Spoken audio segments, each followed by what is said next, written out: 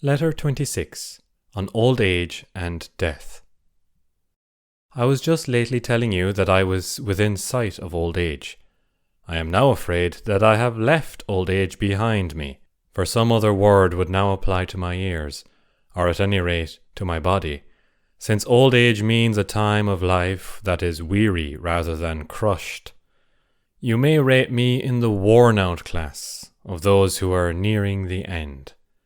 Nevertheless, I offer many thanks to myself, with you as witness, for I feel that age has done no damage to my mind, though I feel its effects on my constitution.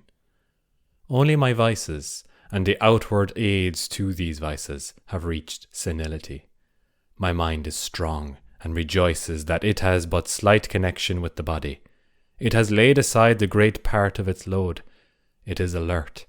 It takes issue with me on the subject of old age. It declares that old age is its time of bloom. Let me take it at its word, and let it make the most of the advantages it possesses.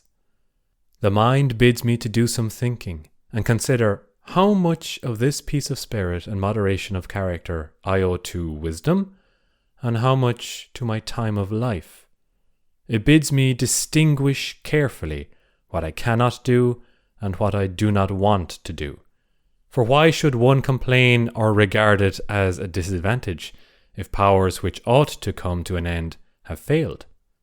But, you say, it is the greatest possible disadvantage to be worn out and to die off, or rather, if I may speak literally, to melt away.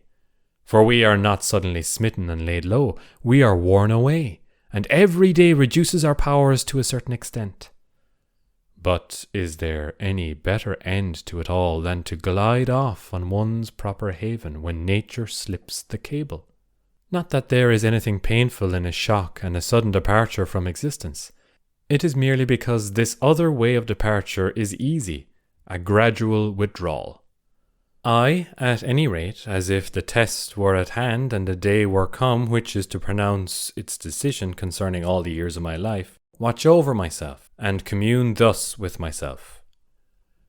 The showing which we have made up to the present time, in word or deed, counts for nothing.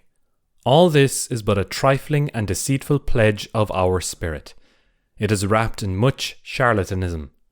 I shall leave it to death to determine what progress I have made.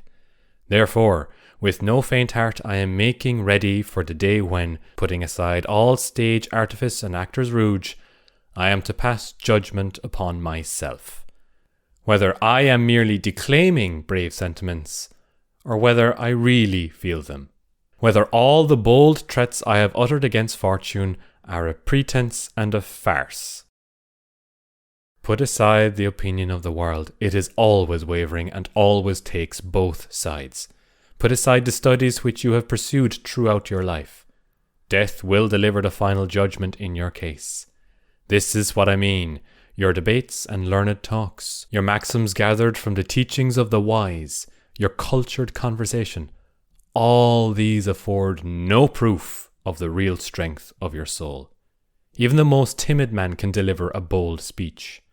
What you have done in the past will be manifest only at the time when you draw your last breath. I accept the terms. I do not shrink from the decision. This is what I say to myself, but I would have you think that I have said it to you also. You are younger, but what does that matter? There is no fixed count of our years. You do not know where death awaits you, so be ready for it everywhere. I was just intending to stop, and my hand was making ready for the closing sentence. But the rites are still to be performed, and the travelling money for the letter dispersed. And just assume that I am not telling you where I intend to borrow the necessary sum. You know upon whose coffers I depend. Wait for me but a moment, and I will pay for you from my own account. Meanwhile, Epicurus will oblige me with these words. Think on death. Or rather, if you prefer the phrase, on migration to heaven. The meaning is clear, that it is a wonderful thing to learn thoroughly how to die. You may deem it superfluous to learn a text that can be used only once, but that is just the reason why we ought to think on a thing. When we can never prove whether we really know a thing, we must always be learning it. Think on death.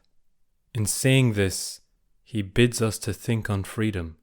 He who has learned to die has unlearned slavery. He is above any external power, or at any rate, he is beyond it. What terrors have prisons and bonds and bars for him? His way out is clear. There is only one chain which binds us to life, and that is the love of life.